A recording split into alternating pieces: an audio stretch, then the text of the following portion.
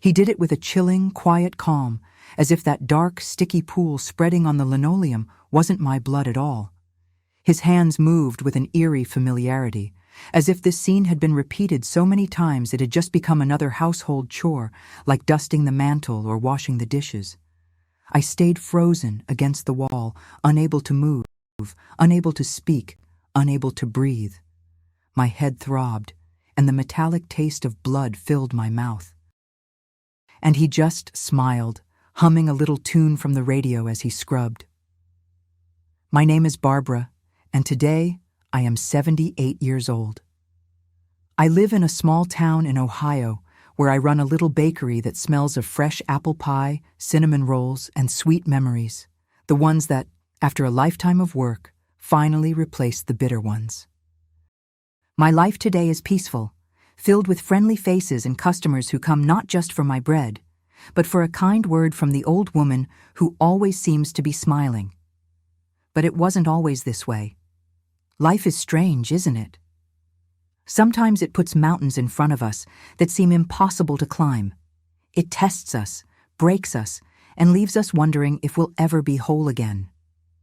Yet, in the end, we are so much stronger than we think. But let me go back to a time when I didn't know that strength, to a time when I didn't even know myself. It was a crisp, hopeful spring when I first met James. I was working as a clerk at the local Five and Dime, ringing up everything from candy bars to sewing needles. He'd come in often, usually late in the afternoon, buying a pack of cigarettes and sometimes a bottle of cheap whiskey. He had a way about him, a kind of restless energy that I, in my innocence, mistook for charm. He'd lean on the counter, telling jokes that made me blush, his eyes fixed on me in a way that made me feel like I was the only person in the world. In the beginning, it was like a storybook. He was the most attentive man I had ever met. He'd bring me little gifts, a wildflower he'd picked from someone else's garden, a chocolate bar wrapped in shiny foil, a colorful ribbon for my hair. He made me feel special, wanted, loved. My friends envied me. They saw him as the handsome, confident man who had chosen me, the quiet girl behind the counter. "You're so lucky, Barbara," my mother always said, her eyes shining with approval. "James is a good man, a good provider. He has that steady job at the factory. Don't you let him slip away." Back then, in those days, that was all a girl was supposed to want: a husband, a home, a provider. It didn't matter if you barely knew him or if something in your gut felt tight when he smiled a certain way. He was handsome, he had a good job, and he'd chosen me. That was the dream, and I was terrified of waking up. So I didn't let him slip away. We were married in a small ceremony at the local Methodist church. It was a simple affair. I remember the scent of the lilies, my father's proud smile as he walked me down the aisle, the tears in my mother's eyes. I remember the sensation of the veil brushing my cheeks and the surprising weight of the simple gold band when James slid it onto my finger. His hands were trembling slightly as he did it, and at the time, I thought it was just emotion. I thought it was love. The first few months were a dream. We lived in a small, rented house on the edge of town, with a little porch and a yard where I dreamed of watching children play. James worked hard at the auto parts factory, and I had quit my job at the store, just as he wanted. "A wife's place is in the home, Barbara," he'd say, patting my hand. Taking care of her husband, taking care of the house. And I did it gladly. I cleaned, I cooked, I ironed his shirts. It was what I had been taught, what was expected of me. I was proud to be Mrs. James, proud to be building a life with him. I can't pinpoint the exact moment things started to change. It wasn't a sudden storm. It was gradual, like the sun setting on a summer evening.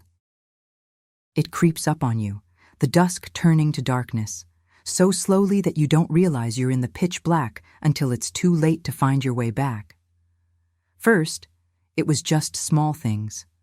A sharp comment about the food. "A bit dry, isn't it?" he'd say, pushing his plate away after I'd spent all afternoon making a pot roast. A cold look when I spoke too long to the mailman. A door slammed when he came home from work, the sound rattling the cheap dishes in the cupboard. I remember I'd spent days saving up enough from the grocery money to buy a new tablecloth. I was so proud of it. When he came home, he just glanced at it. "What did you waste money on this for?" he snapped. "It's just going to get dirty." I felt so small, so foolish. I'd ask him, my voice small, "James, is everything all right?" He would turn to me and smile. It was that same smile that once made my heart leap, but was now starting to make my stomach clench with a cold, nameless dread. "Of course, sweetheart," he'd say, his voice suddenly smooth as silk. "Just tired from the factory. You know how it is." And I believed him. Or, I should say, I chose to believe him. Because it was easier to believe he was just tired than to face the truth that was slowly emerging, like a monster from the shadows. The first time he hit me, it wasn't even with his fist. It was after a small dinner party we'd hosted for his boss from the factory.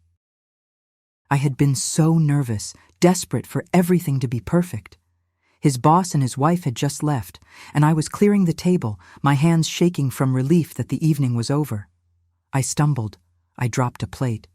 It wasn't one of the good ones, just a simple dinner plate, but it shattered on the floor. Gravy and leftover peas splattered on the good tablecloth, the one he'd hated. He looked at me, and his eyes were flat, dead. "You're always so damn clumsy," he said. His voice was low, controlled, more frightening than any yell I had ever heard. I didn't see the slap coming. I only felt it. It was a bright, stinging heat across my cheek, so powerful it spun my head around. I heard the sound of my own body hitting the wall, and I slid down to the floor, my hand flying to my face. The world was spinning. "I'm sorry," I whispered, the words thick in my mouth. "I'm so sorry, James. I'll clean it up." He just nodded, his expression unchanged. He looked down at me on the floor, then at the mess, as if weighing which was more inconvenient. He didn't offer a hand. He didn't apologize. He just turned, went into the living room, and turned on the television. As if it was the most normal thing in the world. As if hitting his wife was just another household duty, like taking out the trash or paying the bills. That night, lying awake in bed next to him, his breathing heavy and even, I told myself it was an accident. He was stressed from work. He'd had too much to drink. It wouldn't happen again. But deep down, in that quiet, terrified part of my soul, I knew I was lying to myself, and it did happen again. And again. And again. The shattered plate became a burned dinner. The burned dinner became a shirt that wasn't ironed perfectly. The reasons became smaller and smaller until there were no reasons at all. It became a predictable, terrible pattern. The tension, the explosion, the remorse, and the calm. The tension was the worst. It was the walking on eggshells for days, watching him, trying to read the signs, the way he'd tap his fingers on the table, the set of his jaw, the way he'd grip his whiskey glass. I learned to anticipate his moods, to move in the shadows, to make myself as small and quiet as possible. I became a ghost in my own home, just trying not to provoke the anger that simmered just beneath his charming surface. Sometimes, after he hit me, he would cry. It was the most confusing part of it all. He would get on his knees beside me, wherever I had fallen, and take my hands in his. He'd kiss my bruised skin, his tears mixing with mine. "Barbara, I'm so sorry," he'd sob. "I don't know what comes over me. I love you so much. You're my whole world. Please, please forgive me. It will never, ever happen again." And I believed him. Or I wanted to. Because believing in the possibility of change was the only thing that kept me alive. Because the alternative, the truth, was too terrifying to face. The man I married was a monster. I started to blame myself. "It's my fault," I'd whisper to my reflection as I covered a new bruise with makeup. "If I were a better wife? If I didn't make him angry? If I just kept the house cleaner? If I just kept my mouth shut? The bruises were easy enough to hide. Long sleeves in the middle of summer. Scarves wrapped stylishly around my neck. Dark sunglasses when the black eyes were too bad to cover. I invented stories of falling down the stairs, of walking into doors, of my own terrible clumsiness. And people pretended to believe me. Our friends, our neighbors, even my own mother. They'd look at me with pity, but no one ever asked. It was easier for them, too, to believe the lie than to face the ugly truth. But there was one thing I couldn't hide, the fear. It was with me every moment of every day. It was in shadow that never left me. It was the first thing I felt when I woke up in the morning, a cold knot in my stomach. It was the last thing I felt at night, as I lay rigid in bed, praying he wouldn't touch me. The fear made me hold my breath every single day at 5:15 p.m. when I heard his key turn in the lock. The fear was no longer just an emotion. It had become my companion, my jailer, and my only reality. This went on for, I don't know, months. Maybe years. Time blurs when you're just trying to survive from one minute to the next. And then came the night that started this story, the night that I will carry with me until my dying day. He had been drinking more than usual. He was angry about something at the factory, someone who had disrespected him. I was just trying to stay out of his way, serving his dinner quietly. I don't remember what I said. Maybe I didn't say anything at all. Maybe I just looked at him the wrong way. His fist connected with my face. Not an open-handed slap this time. A fist. I fell backward, hard. The corner of the kitchen counter, the sharp edge, caught my temple on the way down. There was a sharp, cracking pain, and then a strange, sudden warmth spreading down my face. I put my hand to my head, and it came away wet. I looked down. Blood was pooling on the clean, white linoleum floor. I must have blacked out for a moment.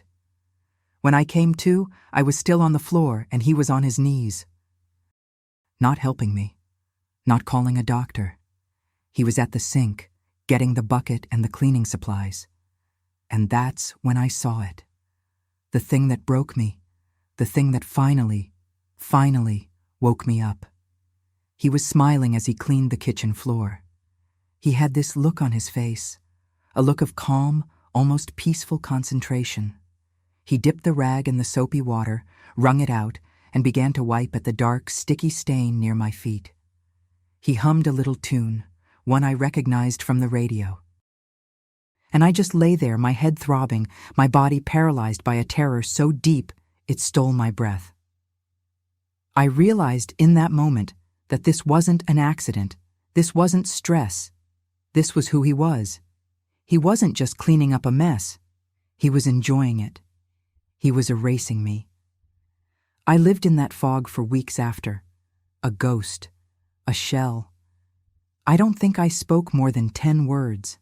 I just existed. The only place I still went, the only place he'd allow me to go alone, was church on Sunday mornings. He never came. God and I have an understanding, he'd laugh. I don't bother him, he doesn't bother me. I liked the church, the smell of the old wooden pews, the dust motes dancing in the light from the stained glass windows. It was the only hour of the week I could breathe, the only place I felt safe. One Sunday, after the service, I was slipping out the back, as I always did.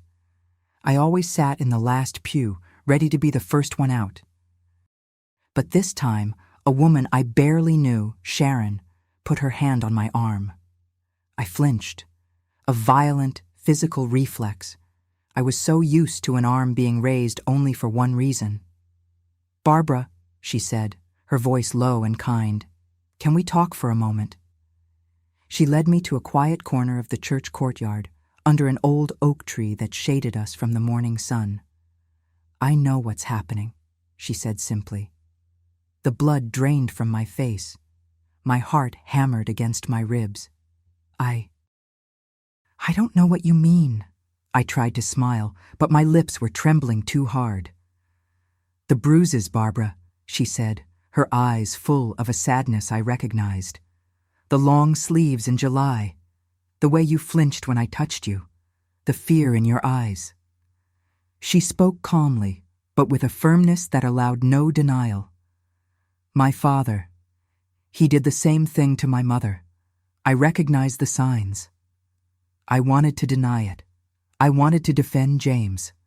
I wanted to defend my marriage, my choice." But the words wouldn't come. Instead, I felt the hot, stinging tears that I hadn't allowed myself to cry in so long.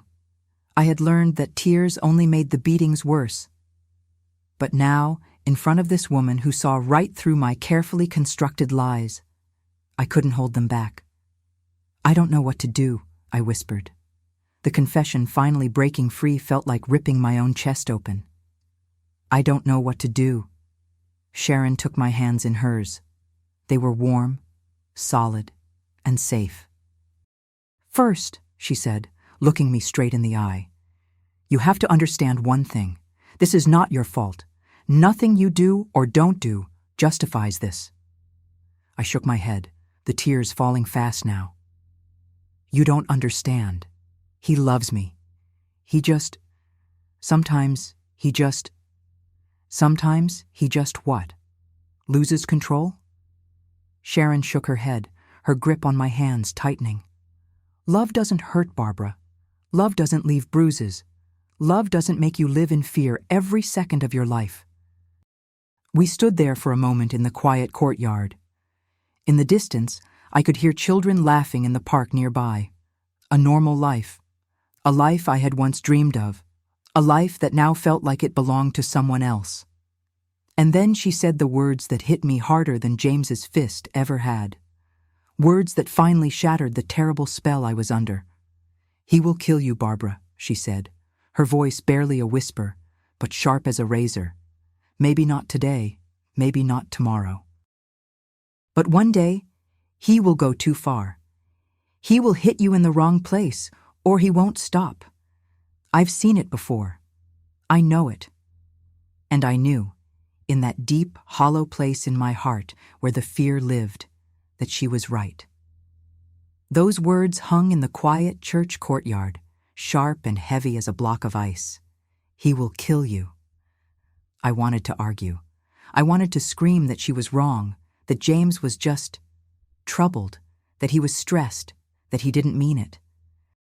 All the excuses I had been building for years rose up in my throat, but they died before they reached my lips. Because the moment she said it, I knew it was the truest thing anyone had ever said to me. I had seen the look in his eyes when he cleaned the blood from the floor. It wasn't anger. It was satisfaction.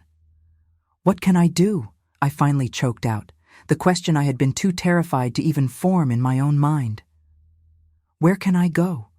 I have nothing. I have no money. He is everything. He's my husband."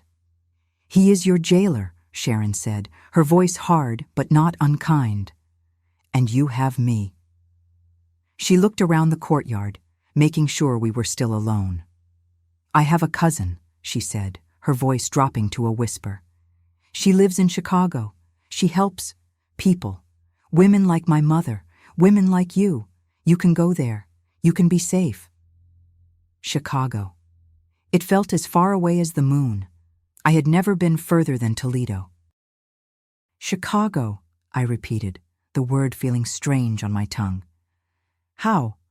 I can't just leave. He would find me. He would know." "He'll find you if you stay," she countered. "He'll find you and he'll kill you. You have to be smart, Barbara, and you have to be fast." "Does he work tonight?" I shook my head, my mind racing. "No, he's at home. He's waiting for me." Sharon's face tightened. "All right, that's harder, but not impossible." She gripped my shoulders. "Listen to me. Go home. Be the wife he expects. Be quiet. Be normal. Don't cry. Don't let him see that anything is different. He has a meeting tomorrow night, doesn't he? At the Union Hall? I was stunned. How did you know that? My husband is in the Union too. He mentioned it. James is a shop steward. He has to be there. It's important. She checked her watch. The meeting is at 7. It always lasts for hours. He won't be home before 10, maybe later. Tomorrow, I whispered. It felt like a lifetime away. Tonight, you survive, she said. You just get through tonight. Tomorrow at 7:30, I will be parked at the end of your street in the shadows by the big oak tree. My engine will be off. You will walk out of your house and you will get in my car. Do you understand me? I nodded, my body trembling so hard I could barely stand. Take nothing, she said, her voice urgent. Nothing he will notice is gone. No suitcase, just your purse. Put what little cash you have in it. Do you have any money he doesn't know about? I thought of the $20 bill I had been saving from the grocery money, hidden in an old stocking in my underwear drawer. It was for a new dress, for a rainy day. I guess this was the rainy day. I nodded again. Good. Take that, and your purse, and you walk out. 7:30. Not a minute later. I will drive you to the Greyhound station. We'll buy you a one-way ticket to Chicago. My cousin will meet you at the station there. You will be safe. It was a plan. It was a thin, terrifying thread of a plan, but it was something. Thank you, I whispered, clutching her hands. Sharon, Don't thank me yet, she said, her eyes scanning the parking lot. Just be safe. Go home. And remember, Barbara, be normal. Walking home from church was the longest walk of my life. Every step I felt like I was walking to my own execution. Be normal. How could I be normal? I felt like my skin had been turned inside out. Every noise made me jump. A car backfiring, a dog barking. I felt like the whole world knew. When I opened the front door, the house was quiet. Too quiet. For a wild, hopeful second, I thought maybe he wasn't there.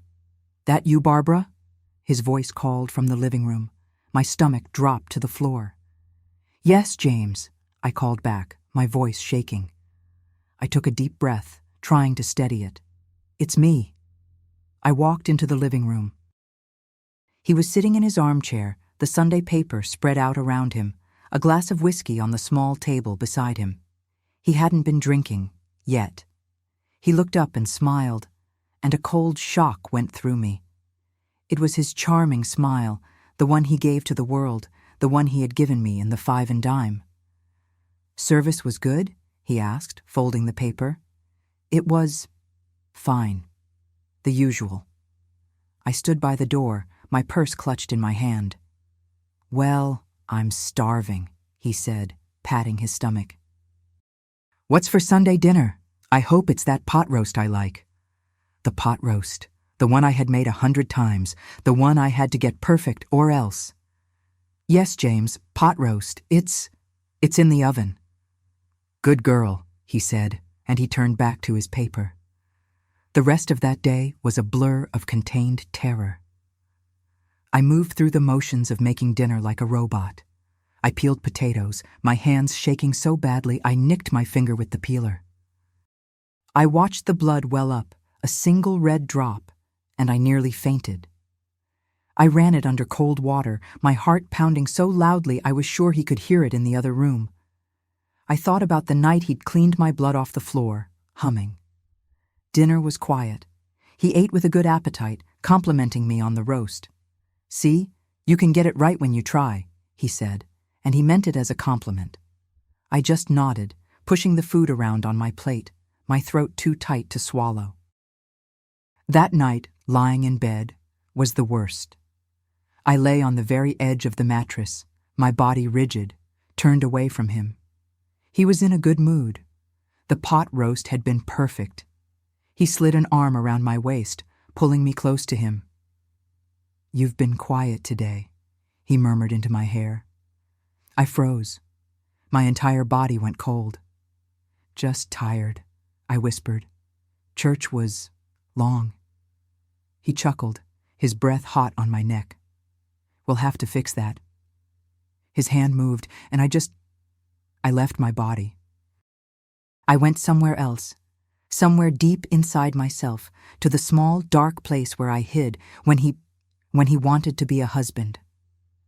I stared at the patterns the moonlight made on the wallpaper, counting the small flowers, one by one. I focused on Sharon's words. He will kill you. Tonight, you survive. I survived. I don't think I slept. I just waited. I waited for the alarm. I waited for him to get up. I waited for him to leave for the factory. The morning routine was agonizing. I made his coffee. I made his toast. I packed his lunch. Every second I was terrified my face would betray me. "You're a good wife, Barbara," he said, kissing my cheek as he left. It felt like being branded by a hot iron. "I'll see you tonight. Don't wait up. The union meeting will probably go late." I know, I thought. I'm counting on it. The days stretched on, an eternity of waiting. I cleaned the house. I scrubbed floors that were already clean. I washed windows. I needed to stay busy, or the fear would swallow me whole. At 6:00 p.m., I looked at the clock. 1 more hour. I went into the bedroom and pulled the stocking from the drawer. The $20 bill was still there. I put it in my purse. I looked in the closet. My wedding dress hung there, wrapped in plastic. I felt a wave of nausea. I looked at my small row of clothes. What would I need? Sharon said to take nothing. I grabbed a small, faded photograph of my mother, who had passed away years ago, from my nightstand. I grabbed the thin gold locket she had left me. I put them in my purse. That was it. My whole life, in a handbag. At 7:25, I was ready. I stood by the front door, my heart hammering a rhythm that made me dizzy. Be normal.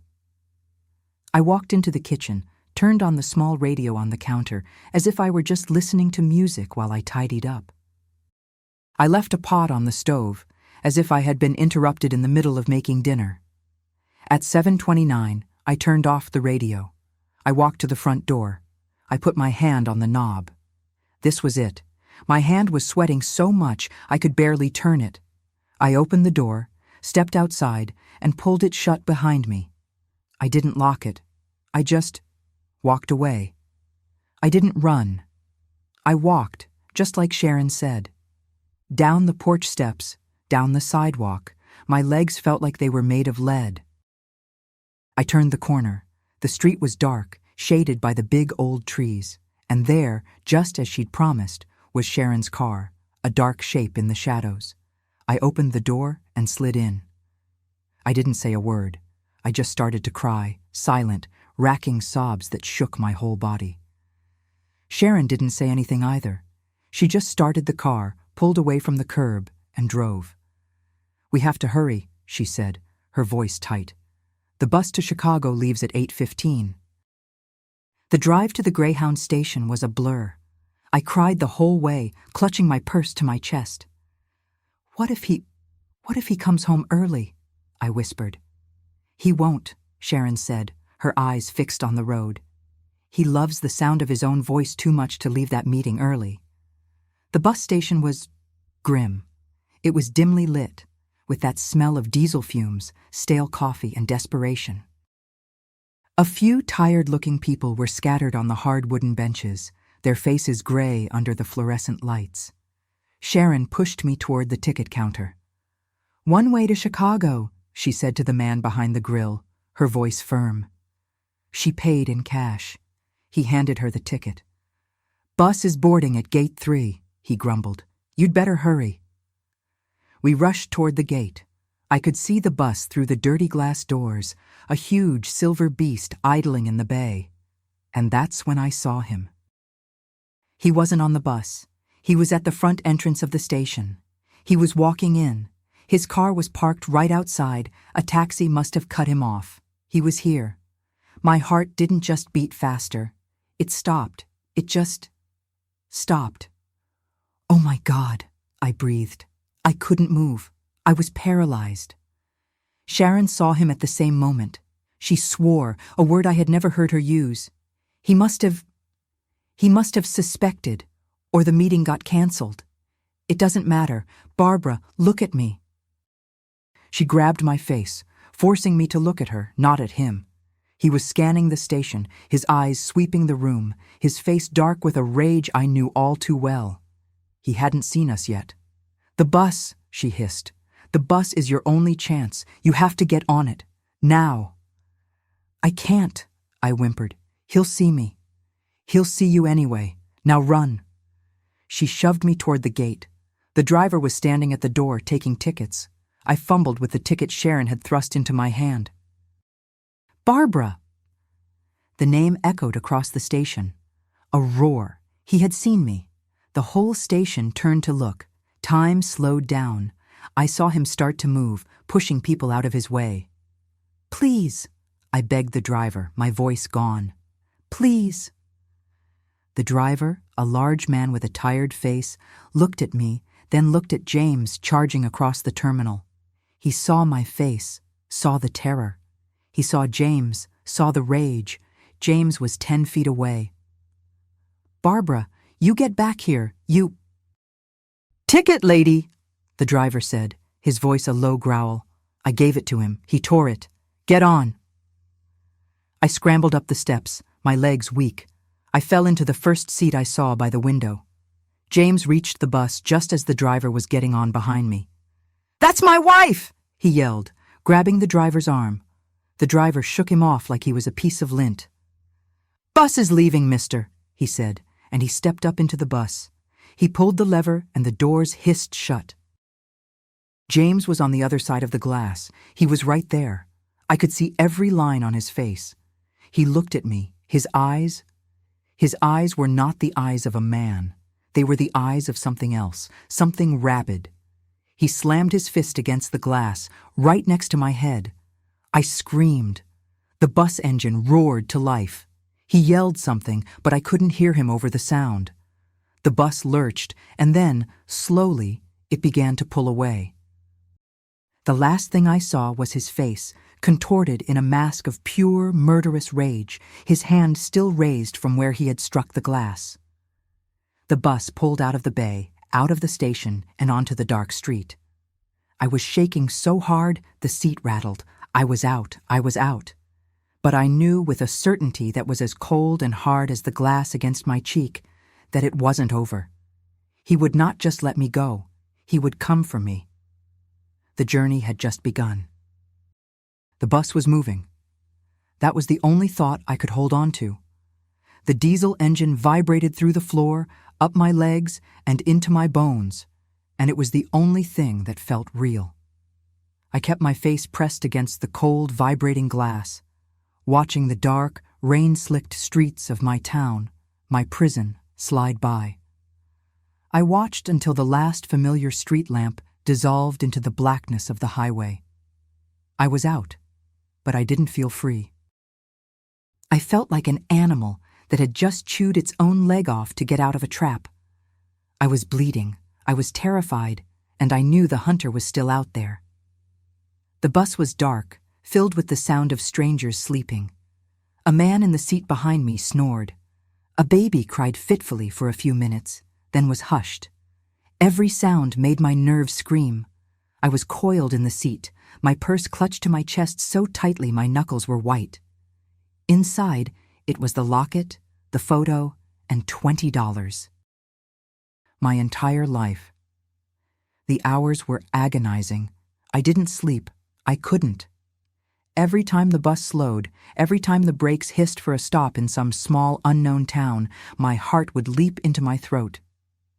I would sink down in my seat, pulling the collar of my coat up, convinced he would be there, convinced he had called ahead, that the police were waiting for me, that they would drag me off the bus and back to him. Just a runaway wife, they would say. A husband's property. But no one ever came. We'd stop for 10 minutes in Fort Wayne, or Gary. People would get off, stretch their legs, smoke a cigarette in the cold night air. I stayed welded to my seat, hiding my face, praying no one would look at me, praying the driver wouldn't remember the hysterical woman who had scrambled onto his bus. As the sun began to rise, it cast a sick, gray light over the landscape. We were in Illinois. The flat, empty fields looked as desolate as I felt. I looked at my reflection in the window, superimposed over the passing scenery. I saw a ghost, a woman with hollow eyes, a dark, ugly bruise already blooming on her temple from where I'd hit the counter 2 nights ago. No, not from the counter. From him. I saw the ghost of Barbara, and I didn't know who she was. We arrived in Chicago in the early morning. The bus pulled into a terminal that was bigger than my entire hometown. It was chaos. Hundreds of people, noise, steam rising from vents, the smell of exhaust and cheap hot dogs. I had never seen so many people. I had never felt so alone. I followed the crowd into the station, my legs shaking. I felt small, visible, and terrified. James was right. I was clumsy. I was stupid. What was I doing here? I should have just stayed. Barbara. The voice cut through the noise. It was soft, uncertain. I spun around, my heart stopping. A woman stood there. She was plain, with kind, worried eyes, and she was holding a small, handwritten sign that just said, B. Are you Barbara? She asked again. Are you Alice? I whispered, my voice raw. She let out a breath of relief and grabbed my arm. Oh, thank goodness. Sharon called me. I was so worried. You look exhausted, dear. Let's get you out of here. Alice was Sharon's cousin. She was a nurse, she explained, as she guided me through the massive station and onto a city bus. I had never been on a city bus. It was loud and it lurched, and it was filled with people who didn't even look at each other. Alice lived in a small third-floor apartment in a brick building on the north side. The first thing I noticed was the noise, a constant metallic roar that shook the windows every few minutes. That's the L train, Alice said, seeing my face. You get used to it. Her apartment was tiny, but it was the cleanest place I had ever seen. It smelled of bleach and starch. She led me to a room that was little more than a closet, with a small cot, a dresser, and one window that looked out onto an air shaft. It's not much, she said, her voice apologetic. But it's safe. No one will find you here. James, he doesn't know my name. He only knows about Sharon. I sat on the cot. The springs creaked. I looked at Alice, this stranger who had taken me in. Why are you doing this? Her kind face hardened just a little. Sharon told me about her mother. She told me about you. No one should have to live like that. She put a fresh towel and a bar of soap on the cot. Get some sleep, Barbara. We'll talk later. I slept for 14 hours. It wasn't sleep, really. It was a fall into blackness. I woke up in the dark, my heart pounding, yelling his name. I thought he was in the room. Alice rushed in. It's okay, she said, sitting on the edge of the cot, not touching me, but just being there. It was just a dream. You're safe. I cried until my throat was raw. I told her everything. The plate, the pot roast, the long nights. And I told her about the kitchen floor. I told her about his smile. Alice just listened. She didn't look shocked. She just looked sad and angry. He knows you came to Chicago, she said when I was finished. He saw the bus. This is the first place he will look. Panic seized me again. I have to leave. I started to get up. No, she said, putting a hand on my arm. Not yet. You're right. He'll look. But Chicago is a big city. Millions of people. You can be invisible here if you're smart. But you can't stay here forever. You need money. You need a new start. The next few weeks were a new kind of survival. Alice was my angel. She was practical, no nonsense. She cut my hair, a short, simple style that I barely recognized. She took me to a second-hand store and bought me a few simple, drab outfits. You're not a housewife anymore. she said, not unkindly. You're a working girl. You need to look the part. You need to blend in. She got me a job, not at a 5 and dime. Too quiet, she said. Too much time to think, too visible. She got me a job at a diner, a noisy, greasy 24-hour place called The Hub. It was always busy, always loud. The clatter of plates, the shouting of short-order cooks, the hiss of the coffee machine. It was awful, and it was perfect. My name was just Barbara. I was one of 4 waitresses who worked the morning shift. My hands were always chapped from the hot, soapy water. My feet ached from standing for 10 hours at a time. My apron always smelled like fried onions and stale coffee. But I was invisible. I worked, I saved, I slept. That was my life. I saved every penny I made in tips, hiding the cash in the same old stocking I had brought from Ohio. I was a ghost, just like I had been in James's house, but this time, the invisibility was my armor. The kindness of strangers was the hardest part. Sometimes a regular, an old man reading his paper, would smile at me and say, "You're doing a good job, honey." Or the cook, a big sweaty man named Sal, would slide me an extra piece of pie. "You're too skinny," he'd grunt. I didn't know how to react. I was so used to kindness being a trick, a prelude to violence. I would just nod or mumble "thank you" and rush back to the kitchen. I kept everyone at arm's length. I made no friends. I was polite, I was quiet, and I was empty. And the fear didn't leave. It just changed. It was no longer about a key in the lock at 5:15. It was about every man who walked through the diner door, every man in a dark coat, every man who was built like James, every man who looked at me for a second too long. My heart would stop. My hands would shake, sometimes so badly I'd drop a coffee cup. "Jumpy, ain't ya?" The other waitresses would laugh. I'd just force a smile and go clean up the mess. I lived in that terror for 3 months. I saved almost $100. I was exhausted, but I was alive. One afternoon, I was walking home from my shift. It was winter, and the wind coming off the lake was sharp enough to cut you in two. I had my head down, my collar up. I turned the corner onto Alice's street, and I saw him. He was standing at the other end of the block, under a street lamp. Just standing, staring at Alice's building. He wore a dark hat, pulled low, a dark coat. He was tall, like James. He had the same build, the same way of standing. My blood turned to ice. I couldn't breathe. It was him. It was him. He'd found me. He'd found Alice. I backed away, slowly, sliding into the shadow of a doorway. I watched him.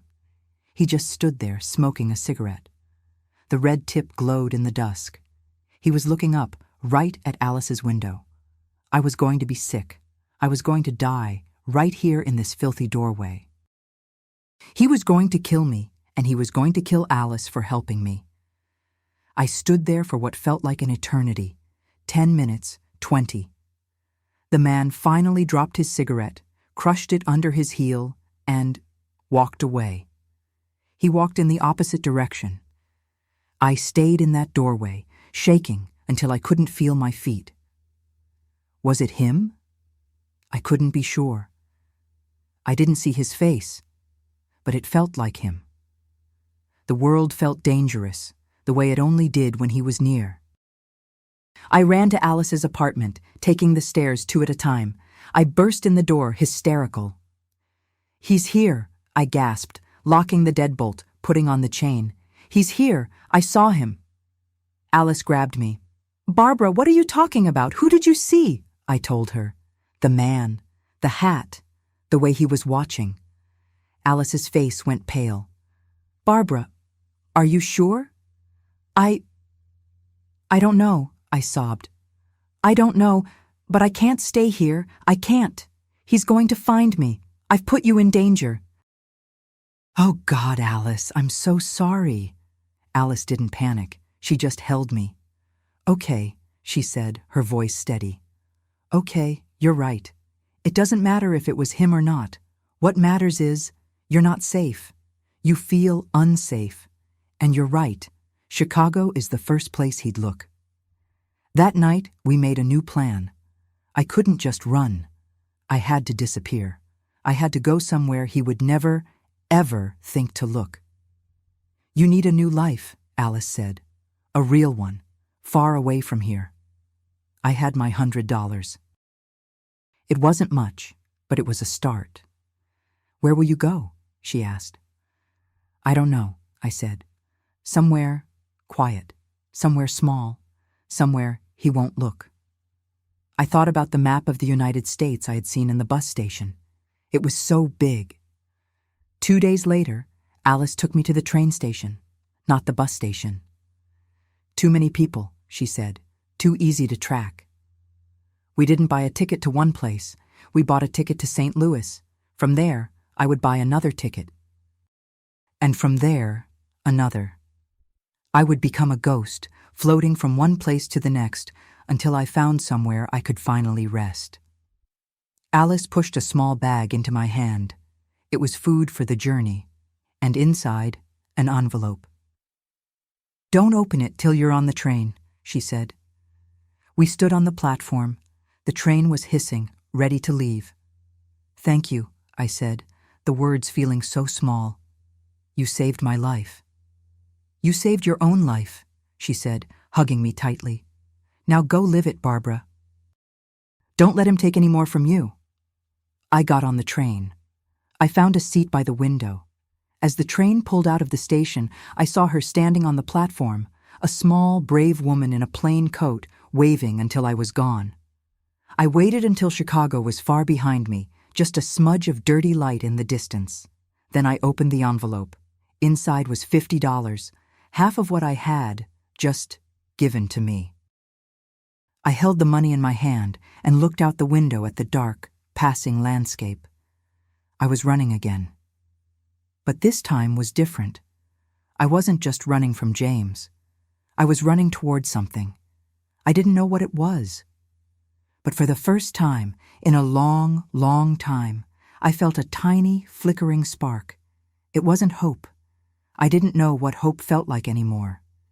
It was resolve. That train from Chicago was the first of many. For the next 3 years, I lived in the shadows of bus terminals and train stations. I was a phantom, a name in a ledger for a rented room, gone before anyone could remember my face. I drifted. I went south to St. Louis, then west to Des Moines, then north to Minneapolis. I worked in kitchens, in diners, in hotel laundries. I was a waitress, a dishwasher, a cleaner. I took whatever job I could get for cash or for a week's pay before I vanished. The fear was my only constant companion. It was the first thing I tasted in the morning and the last thing I felt at night. I never stayed in one place for more than a few months. The moment I felt comfortable, the moment a landlady was too kind or a coworker asked too many questions, I would pack my single small bag and be gone by morning. Any man who looked at me twice on the street became him. Any man in a dark coat, any man who stood with his hands in his pockets, any man who smiled at me in a way that felt too familiar. I would see him in the reflection of a shop window, and my heart would seize. I'd duck into an alley, my pulse hammering, and I'd be on the next bus out of town. I don't know if he was ever really there. I don't know if he was always one step behind me, or if the ghost of him I'd created in my mind was doing his work for him. It didn't matter. He had burned himself so deep into my psyche that he was everywhere. I was so tired. I was tired of running, tired of being cold, tired of the taste of fear in my mouth. My body ached, but it was my soul that was truly exhausted. I ended up in a small city in Wisconsin, a place called Cedar Creek. It wasn't on the way to anywhere. It was just there. A quiet, orderly town built on the edge of a river, surrounded by farmland. It felt slow. It felt forgotten. It felt like a good place to disappear.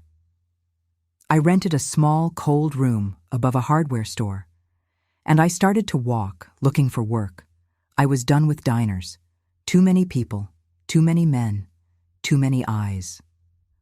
I was on a quiet side street when I smelled it. The scent of fresh bread, of sugar and cinnamon and yeast. It was so good. It was the first good thing I had smelled in years. It pulled me down the street, and I found the source. A small shop with a faded green sign, George's Bakery. There was a small, handwritten sign in the window, next to a display of slightly lopsided cookies. Help wanted. My heart did a strange, painful flutter. I hadn't come here for this. I was just walking. But the smell, it was like a memory of a life I'd never had. A life with warmth. I went inside. The bell above the door chimed, a cheerful, ridiculous sound. The man behind the counter was older, with a kind, tired face and flour on his apron. "Can I help you, ma'am?" he asked. My voice was rusty from disuse. I saw the sign, in the window." He looked me up and down. I knew what he saw. A woman who was too thin, with worn-out shoes and fear in her eyes. I probably looked like I was going to steal a loaf of bread. "You ever work in a bakery?" he asked. "No, sir," I said honestly. "But I'm a very hard worker. I learn fast, and I'm good with my hands." He was quiet for a long moment. He just studied me. I thought he was going to tell me to leave. "The last girl quit," he said, sighing. "Can't handle the hours. I need someone for the morning bake. That's 4 a.m. Can you handle 4 a.m.? "Yes, sir," I said. "I can." And just like that, I had a new life. George. His name was George. He was a widower, and the bakery had been his whole life, but he was getting old and his hands ached. The work was the hardest I had ever done. It was 4 a.m. in the dark, in the cold. It was hauling 50-pound bags of flour. It was kneading dough until my arms felt like they would fall off. But it was wonderful. It was quiet. It was just me and George and the warm, glowing ovens. Unlike the diner, this was creation. I wasn't just dropping a plate in front of someone. I was making something. I was taking flour and water and yeast, and I was making life. I was making bread. George was a patient teacher. He showed me how to knead, how to shape the loaves, how to know when the dough was ready just by the feel of it. "You've got a good touch," he said one morning, watching my hands work the dough. "You can't fool bread. It knows if you're angry or if you're in a hurry. You've got quiet hands." Quiet hands. I had never thought of them that way. I'd only thought of them as things to hide my bruises with, things that fumbled and dropped plates. But here, in the warm, flour-dusted kitchen, they were good. Time began to pass in a different way, not in heart-stopping, terrifying moments, but in the steady rhythm of the ovens. I worked. I saved. I moved from my cold room above the hardware store to a small, clean apartment just a few blocks from the bakery. A year passed. Then 2. The fear was still there. It never really left. It was a low hum in the background of my life, a tightness in my chest. I still flinched when the bakery door opened too suddenly. I still didn't make friends. I'd talk with George, and I was polite to the customers, but I kept my world small, the bakery and my apartment. That was my world. It was a fragile piece, but it was peace. I was almost happy. And then, one Tuesday afternoon in October, the bell on the bakery door chimed. I was in the back, glazing apple pies. George had been at the front counter, tallying the day's receipts. I heard him talking to someone, a man. His voice was low, professional, not the voice of a regular customer. A cold dread, sharp and familiar, pricked its way up my spine. I heard George say, "I'm not sure I know who you mean." And the man's voice, clearer now. "A woman named Barbara, from Ohio. She would have come here, about 3 years ago." The pie glaze dripped from my brush onto the floor. I couldn't move. My blood had turned to cement. He's found me. After all this time, after all my running, James had found me. He was here. He was at the front counter. I heard George's footsteps, slow and heavy, coming into the kitchen. He pushed the swinging door open. His kind old face was pale. "Barbara," he said, his voice a low whisper. "There's a man out front. He says he's a private investigator. He's asking for you, by name." A private investigator. It was worse than I thought. This wasn't James in a rage. This was calculated. He had paid someone. Tell him I'm not here," I whispered, backing away, my hands covered in glaze. "Tell him you've never heard of me." George just looked at me, his eyes full of a sad, deep understanding. "Barbara, he's got a picture. It's you. A wedding picture." My stomach dropped. I leaned against the flour-dusted work table, the room spinning. He was here. It was over. All my running, all this work, this life. It was all for nothing. He would drag me back. "What do I do?" I whispered, the panic finally breaking through. "George, what do I do?"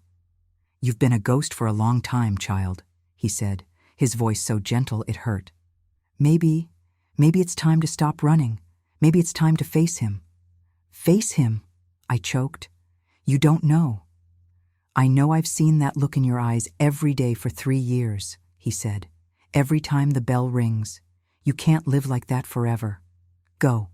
Talk to him." "I'll be right here. I'm not letting anyone take you out of my kitchen. I promise you that." His words gave me, not courage, but something to stand on. I wiped my hands on my apron. I walked out of the kitchen. The man was sitting at one of the small, wrought-iron tables. He was in a simple, gray suit. He wasn't big or scary. He just looked like a man. He stood up when I walked out. "Ma'am," he said, holding his hat in his hands. "My name is Richard." I just stood there, my hands shaking. "What do you want? Can we talk? Please?" I sat down at the table. My legs wouldn't hold me anymore. He sat opposite me. He put his hat on the table and a small notebook. "Are you Barbara, wife of James?" he asked, his voice quiet. I flinched at the name. "I am Barbara. I am not his wife. Not anymore." Richard nodded, as if he expected that. "I was hired by him to find you." "And now you have," I said, my voice flat. "So what happens now? Do you call him? Do you take me back?" Richard looked at me. He looked at my hands, shaking on the table. He looked at the fear in my eyes, the fear I had lived with for so long I had forgotten what it was like to be without it. He sighed. A deep, heavy sigh that seemed to come from somewhere else. "Ma'am," he said, and he did something I didn't expect. He closed his notebook. "I've been on this case for 6 months. It's been difficult. Your husband, he's an insistent man." "You don't know," I whispered. "I think I do," Richard said, and his eyes met mine. "I followed your trail from Ohio. I talked to your friend Sharon. She was not very cooperative. I went to Chicago. I found your friend Alice. I saw the diner you worked at. I also talked to your old neighbors. I saw the police reports, the calls for disturbances, the times the police came, and the times they did nothing." I couldn't breathe. He knew. "He's a violent man," Richard said, not as a question, but as a statement. "You ran for your life." I couldn't speak. I just nodded, and the tears I had held back for 3 years, the tears I had refused to shed, they finally came. I sat in a small bakery in Wisconsin, and I cried in front of a stranger who knew my deepest, darkest secret. Richard just waited. He didn't look away. "My sister," he said, his voice so low I had to lean in. She was married to a man like that. Looked good on the outside. Good job, good provider. But inside, he was poison. She never told anyone. She was too proud, too scared. By the time we found out how bad it was, he looked down at his hat. She didn't get away, ma'am. He came home drunk one night. They argued. He said she fell down the stairs. He looked back up at me, and his eyes were full of a pain that I recognized. When I look at you, he said, his voice thick, I see her. And I see the woman who got away. So what? What will you do? I asked, my voice trembling. He took a deep breath. My job is to report my findings. I was hired to find you, and I have. I am obligated to tell your husband where you are. My heart, which had started to hope, turned back to stone. But, he said, and he leaned in, I've been looking at records, and I think I found what I was looking for. Not you, but a Jane Doe, a woman. Killed in a terrible bus crash in Illinois about 3 years ago. Burned beyond recognition. No one ever claimed the body. I stared at him, not understanding. A woman, he continued, who was on a bus that was headed west. A woman who would have been about your age, your height. A woman who, as far as anyone is concerned, could have been you. He picked up his hat. I'm going to file my report, ma'am. I'm going to tell your husband that I'm very sorry for his loss. That I followed the trail and it ended at a bus crash. I'm going to tell him that you're dead. The word hung in the air. Dead. He was giving me my life. Why? I choked out. Why would you do this? Richard put on his hat. He looked at me, and his face was sad, but firm. My sister didn't get a second chance, he said. You did. Live a good life, ma'am.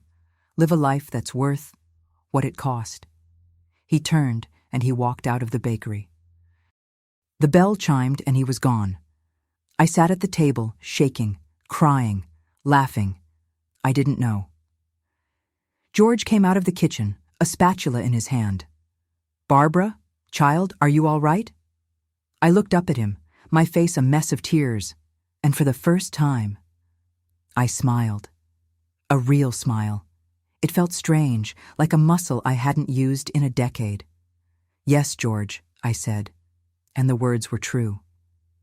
I think I'm finally going to be. George came out of the kitchen, a spatula in his hand. Barbara, child, are you all right? I looked up at him, my face a mess of tears and flour. My body was shaking, but it was a different kind of shaking. It wasn't fear. It was release. Like a dam that had been holding back a river of poison for years had just burst. He's gone, I whispered. It was all I could say. I sat there at that small wrought iron table, and I told him. I told him everything. It was the first time I had spoken the words of my story, in order, to another living soul. I told him about the 5 and dime, the pretty lies, the slammed doors. I told him about the first slap, and the nights I spent staring at the wallpaper and the sound of his key in the lock. And I told him about the kitchen floor, and the blood, and the way he smiled as he cleaned it. George listened. He didn't interrupt. He didn't look shocked or disgusted. He just pulled up a chair, his own floury hands on his knees, and he listened. He sat there as my boss, but he listened like a father. When I was finished, my voice was raw, and the bakery was dark. The sun had set. He was quiet for a long time. Then he just nodded, slowly. Well, he said, his voice rough. He was right about one thing.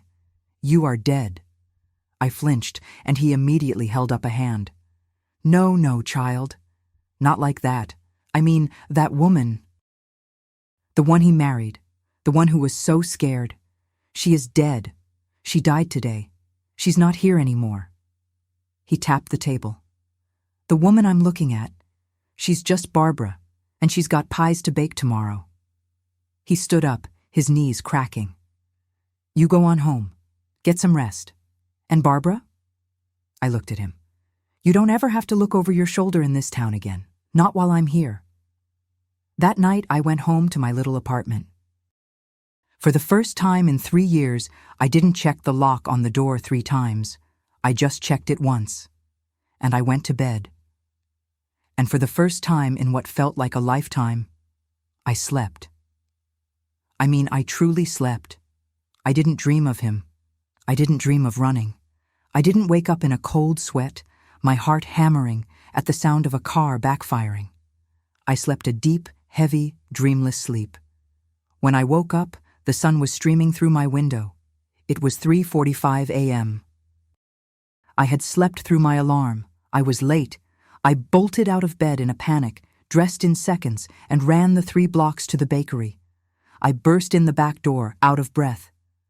"George, I'm so sorry. I overslept." He was already there, pulling the first tray of rolls from the oven. He just looked at me and smiled, his face creased. "Took you long enough," he teased. "Looks like you finally got a good night's sleep." Something inside me, something that had been clenched tight as a fist for years, finally let go. And I laughed. It was a rusty, strange sound, but it was real. My life changed. From the outside, it looked exactly the same. I still got up at 4 a.m. I still kneaded the dough. I still glazed the pies. But I was different. The world was different. The low, constant hum of fear that had been the soundtrack to my entire life. It was gone. I started to notice things. The color of the leaves in the fall, the way the snow muffled the sound of the street. I'd talk to the customers, really talk to them, not just murmur and take their money. I learned their names. Mrs. Gable, who always wanted the pumpernickel. Mr. Henderson, who bought a bear claw for his wife every Friday. George and I became family. We worked side by side in a comfortable, quiet rhythm. I'd make dinner for him sometimes, and we'd sit in the back of the bakery after the ovens were cool, and he'd tell me stories about his wife, about the town when it was young. He was a good man, a truly, deeply good man. He showed me what that looked like. He showed me that a man's hands could be for creation, not just destruction. 5 years passed like that. 5 quiet, peaceful, good years. One evening, George called me into the back office. It was a tiny room, stacked high with invoices and old baking pans. He looked serious. "George, what's wrong?" I asked, a tiny flicker of the old panic. "Nothing's wrong, child," he said. He had a piece of paper in his hand. "I'm just tired. My bones are old, Barbara, and this is a young person's game." "What are you saying?" "I'm saying I'm retiring," he said. "I'm selling the bakery. I'm going to go live with my daughter in Florida. She's been asking for years." My heart sank. I felt like I had when I saw the man on the street in Chicago. "You're leaving?" The bakery was my life. George was my family. If he left, what would happen to me? "Oh, stop looking like I just shot your dog," he grumbled. "I'm trying to sell the bakery. To you." I just stared at him. "To me? George, I don't have any money. Not like that." "I know what you have," he said, tapping the ledger. "You've been saving. You live like a mouse, but you've got talent. You've got the touch. And more than that, you love this place. This place is you." He pushed the paper across the desk. "Here's the deal. You give me what you've saved. That's your down payment. The rest, you pay me off month by month, like rent. I don't need a lot. I just need to know it's in good hands." He looked at me, his old eyes kind. "And there are no better hands than yours."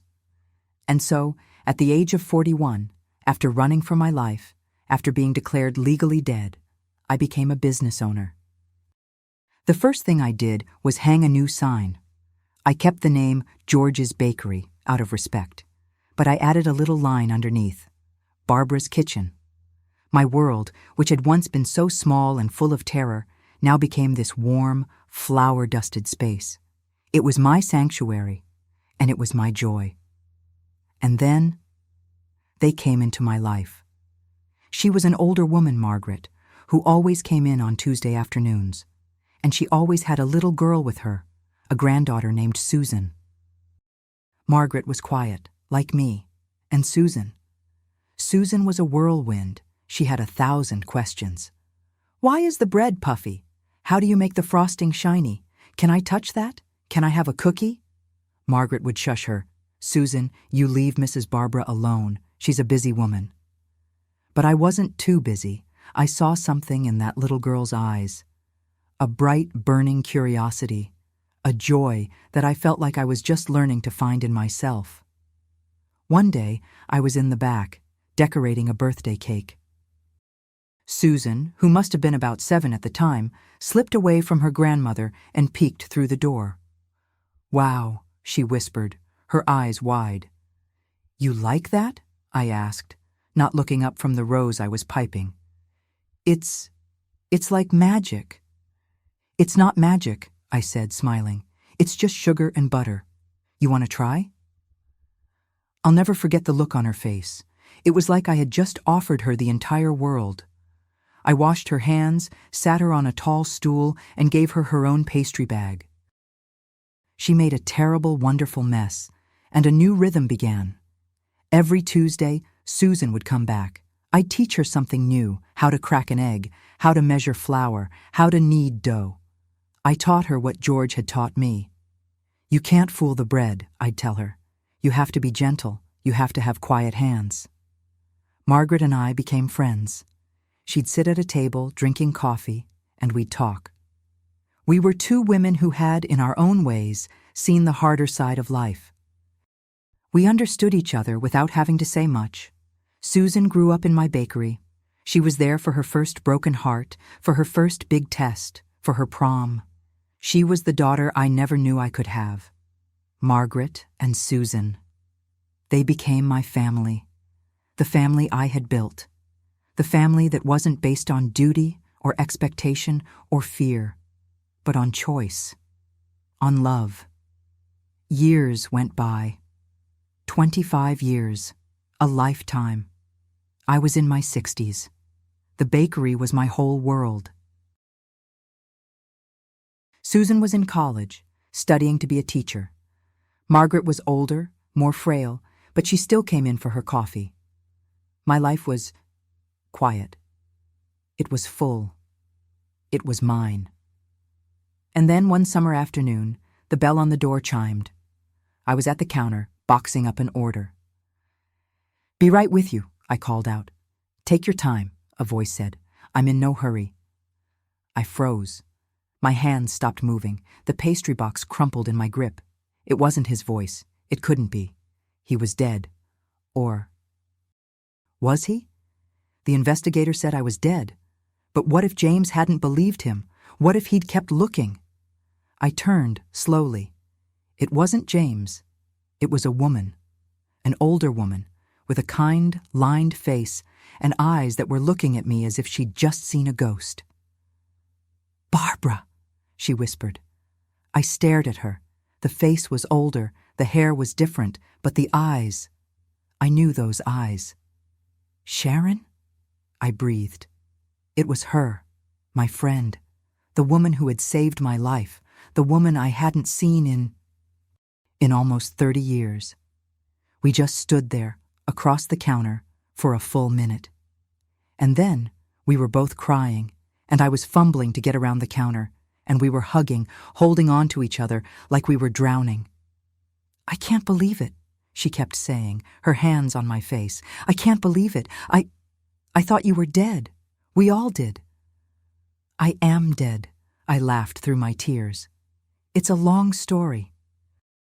I flipped the sign on the door to closed, made us both a strong cup of tea, and we sat at that same iron table where the investigator had given me my life back. She told me her story first. Her husband had passed away. She was on a cross-country trip, visiting her son in California. I was just driving through, she said. I saw the sign. George's Bakery. I don't know. I just felt like a coffee. And I saw you. And then I told her my story. I told her about the diner, the running, the man in Chicago. I told her about George and the investigator and the bus crash that wasn't a bus crash. He told James I was dead, I finished. That's how I was free. Sharon's face was a mixture of awe and horror and relief. Oh, Barbara, she said, grabbing my hand. That man, that investigator. He was an angel. He was, I said. He gave me my life. We were quiet for a moment, and then I had to ask.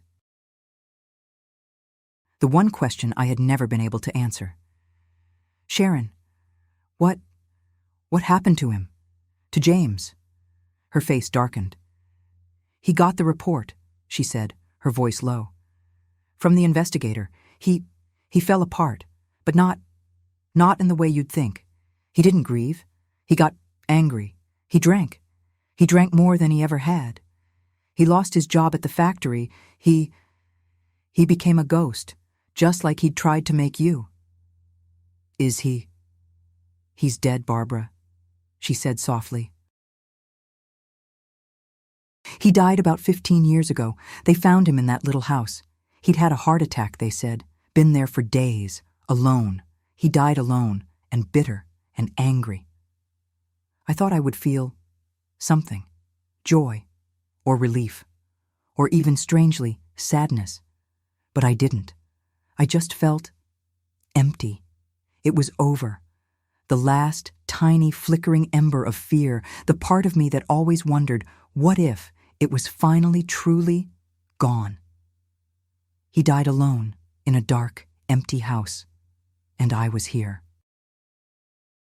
In my house, in my bakery, surrounded by the smell of bread and the love of a family I had built.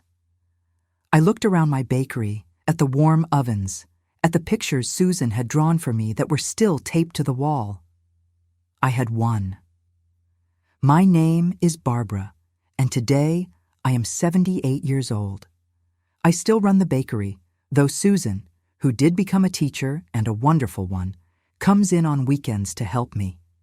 She brings her own children now, my grandchildren, in all the ways that matter.